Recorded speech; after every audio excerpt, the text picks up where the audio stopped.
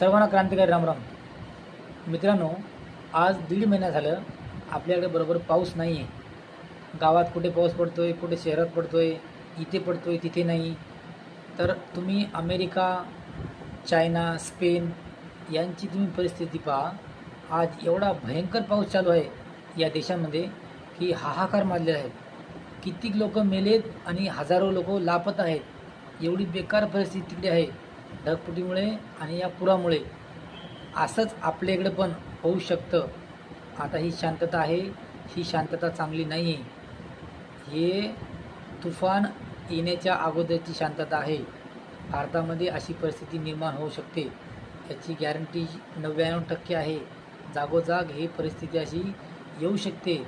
त्यासाठी सावधगिरी बाळगा. भयंकर पूर येऊ शकतो. तयार राहा आणि सर्वांना सावध करा. धन्यवाद.